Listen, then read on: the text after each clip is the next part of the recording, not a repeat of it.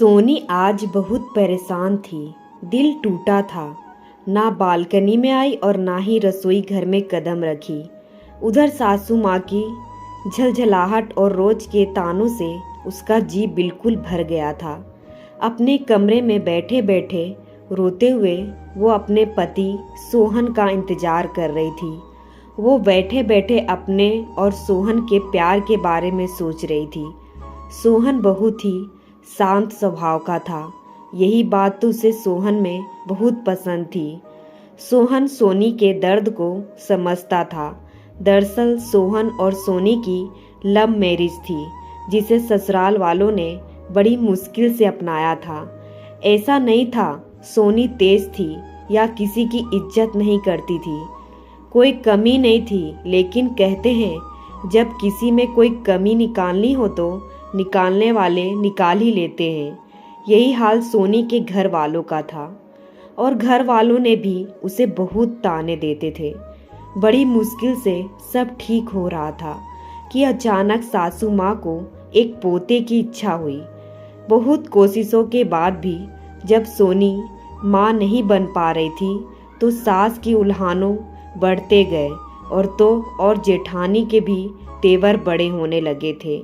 बड़ा मुश्किल होता है लव मैरिज करके सबके साथ ससुराल में एडजस्ट होना, और उसमें भी उसके साथ बांझ शब्द जुड़ जाए।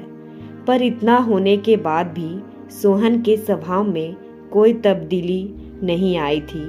अचानक दरवाजे की घंटी बजी और सोनी दौड़ते हुए जाकर रोते रोते गले लग गई सोहन के। सोहन समझ चुका था कि शायद आज फिर माँ या भाभी ने सोनी को कुछ कहा है। वह सोनी का हाथ पकड़कर कमरे में ले गया और समझाया कि जो कोई कुछ कहता है उसे अनसुना करो। मगर सोनी फफरा कर रोने लगी। सोहन, माँ के वो शब्द मुझे सहन नहीं होते, और अब तो भाभी और माँ अब मुझे बांझ कहती है। मुझे ये दर्द बर्दाश्त नहीं होता, और जब मुझे बांझ बोलती है तो मेरा सीना जैसे कोई चीर देता है।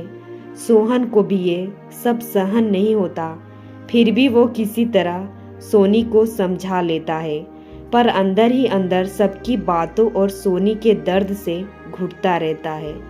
और सोहन अब और शांत रहने लगा। उधर घर वालों की और पास पड़ोस की लोगों की बातों से सोनी बहुत दुखी रहती थी। सारे डॉक्टर और कोशिशों ने पानी फेर रखा था। रोज रोज की इस बात से सोनी और सोहन दुखी रहते थे। इसी कारण धीरे धीरे सोनी और सोहन में थोड़ा दूरी हो गई थी। सोनी सोच रही थी शायद अब सोहन बदल रहा है, वो भी उन जैसा ना बोलने लगे और कहीं वो हमेशा के लिए दूर ना हो जाए। पर फिर सोचती नहीं, वो उसे प्यार भी तो बहुत करता है, लेकिन डरती भी रोज। रोज की बात सुन कहीं सोहन दिल भी ना बैठ जाए। नीचे फोन की घंटी बजती है, वो कमरे बैठी रहती है। उसकी जेठानी उठाती है। सोहन बोलता है कि सोनी को बुला दीजिए, उसे बात करनी है। उसकी जेठानी चिल्लाते हुए, सुन सोनी, सोहन का फोन है तेरे लिए। वो आती और कहती है, बोलिए क्या बात है। सोहन उसे एक जगह का पता देता है और कहता है, यहाँ मिलो, आज घूमने जाएंगे, बाहर खाने भी खाएंगे।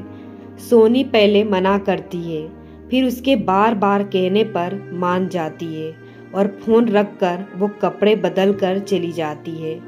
वहाँ देखती है कि जिस पते पर उसे बुलाया था वहाँ एक अनाथालय भी था। सोनी को सब बातों सोहन समझाता है कि वह यहाँ क्यों आए हैं। सोनी कहती है माँ कभी नहीं मानेगी। बच्चा गोद लेने को सोहन कहता है, वो उन्हें संभाल लेगा, और फिर वो वहाँ की सारे फॉर्म भरता है और वो दोनों एक प्यारी सी बच्ची को गोद लेते हैं। सोनी बहुत खुश होती है और उसे देख सोहन भी बहुत खुश होता है।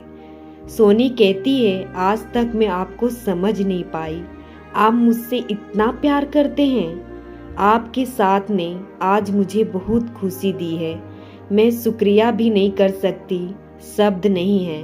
सोहन सीने लगाकर कहता है, पगली, जब तक मैं हूं ना तुझे कभी रोने नहीं दूंगा। और फिर वे हंसी खुशी वहां से चले जाते हैं।